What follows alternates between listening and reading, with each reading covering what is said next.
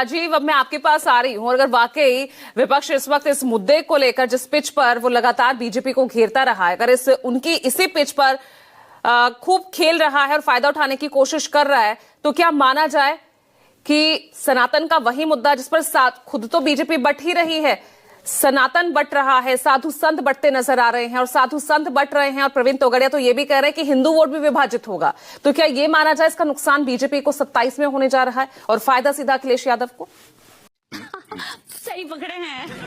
देखिए पूजा, अपनी बात कहने से पहले मैं एक शेर सुनाता हूं कि तुझसे पहले जो एक शख्स यहां तख्त नशी था, तुझसे पहले जो एक शख्स यहां तख्त नशी था, उसको भी अपने खुदा होने का इतना ही यकीन था।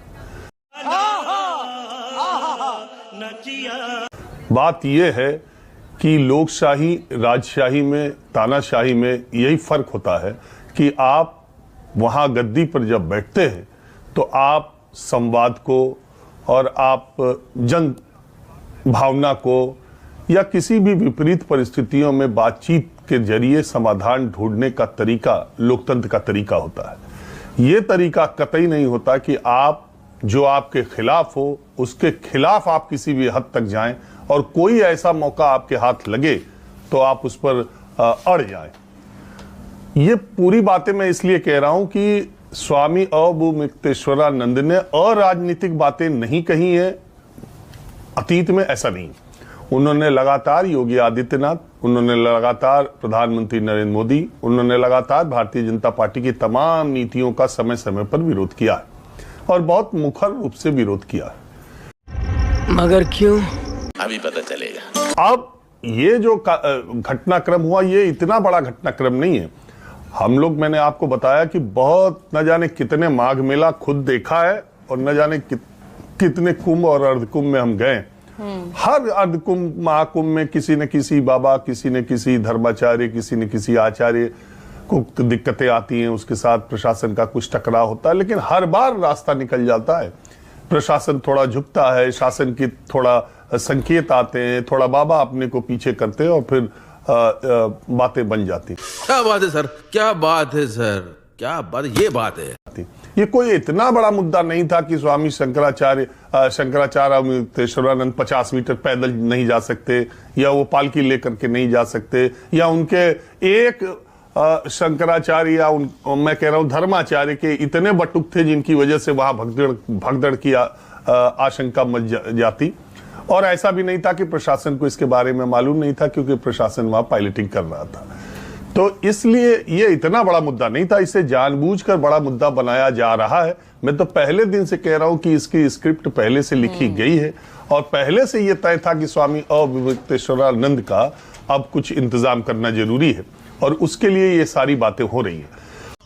अरे देवा, ये गड़बड़ है बाबा। मैं पहले दिन से ये बात कह रहा हूं कि देखिए, शंकराचार्य कौन है नहीं है इससे पत्रकार को, मीडिया को कोई लेना देना नहीं। उसकी अपनी एक परंपरा है, शंकराचार्य जाने, वो पीठ जाने और सुप्रीम कोर्ट जाने, अदालतें जाने और वो बाबा लोग जाने।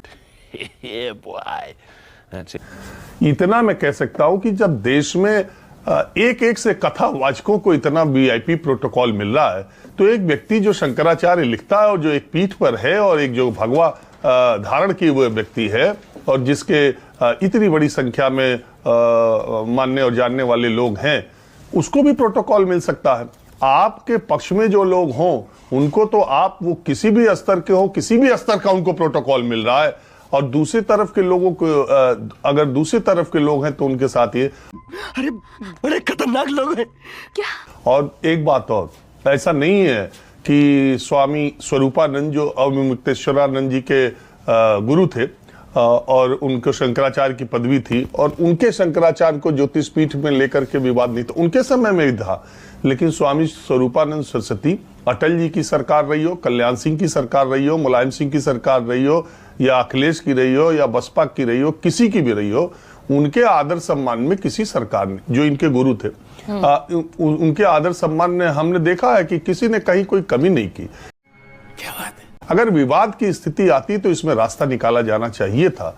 मुझे लगता है कि कहीं न कहीं ये बात पहले से तय थी और इसलिए विवाद इतना बढ़ा है। और मुझे ये भी लगता है कि आज 24 जनवरी को गृह मंत्री अमित शाह लखनऊ के दौरे पर है। आज शाम तक या कल तक इसका रास्ता निकल भी जाएगा, क्योंकि शासन सत्ता में बैठे लोग, सरकार में बैठी पार्टी और सरकार चला रही पार्टी के संगठन के बीच, संगठन के लोगों के बीच अधिकाधिक बहुमत उन्हीं लोगों का है जो ये मानते हैं कि ये बेवजह से विवाद खड़ा किया जा रहा है, इससे कहीं कोई इसका कहीं कोई लेना देना नहीं है। और दूसरी बात, ये जो बात कही जाती है कि एक तरफ तो सनातन का पिछले 10-12 वर्षों में देश में बहुत उत्थान हुआ है और सारी चीज हुई है, इन्हीं 10 वर्षों में हिंदू भी खतरे में सबसे ज्यादा आया है और हिंदू के खतरे की बात इसी समय होती है। अरे बाप रे, ये तो धोती खोल रहा है। और इसी समय अभी तक तो सामान्य हिंदू खतरे में था, अब वो धर्माचार्य, शंकराचार्य हो चाहे आचार्य हो, अब उन पर भी इस तरह का खतरा मंडरा रहा है जो सरकार के खिलाफ बोलने वाले लोग हैं। और ये गंभीर स्थिति है कि अगर आप सरकार के खिलाफ बोलते, वो तो अच्छा हुआ पूजा कि ये उत्तर प्रदेश में हो रहा है। मैंने आपसे कहा कि अगर ये दूसरी पार्टियां जहां राज में है, अगर वहां खुदा न खास्ता ये घटना होती तो क्या होता। और अगर हिंदू धर्म के आचार्य शंकराचार्य के बजाय किसी मुसलमान, किसी ईसाई, किसी सिख धर्म का कोई रहा होता आचार्य, तो देश में किस तरह का माहौल बनता अगर वो इस तरह की जिद करता और अड़ता। तौबा तौबा तौबा। तो ये जो धर्म के आधार पर इस तरह की राजनीति की जा रही है और पूरे देश में धर्म और राजनीति का जो घालमेल हुआ है, वो सब इसका परिणाम दिखाई देता है। और दूसरी चीज ये कि अगर आप साथ है तो आप जितना चाहे उतना सुविधा ले, और अगर आप विरोध में बोलेंगे तो फिर उसका अंजाम शंकराचार्य और मुक्तेश्वरानंद के साथ जैसा हो रहा है। ये बिक गई है गवर्नमेंट, अब गवर्नमेंट में कुछ नहीं है। आम आदमी अगर खिलाफ में बोलेगा तो इस लोकतंत्र में उसकी आवाज कहां तक और कितनी सुनी जाएगी, ये भी एक सोचने वाली बात है।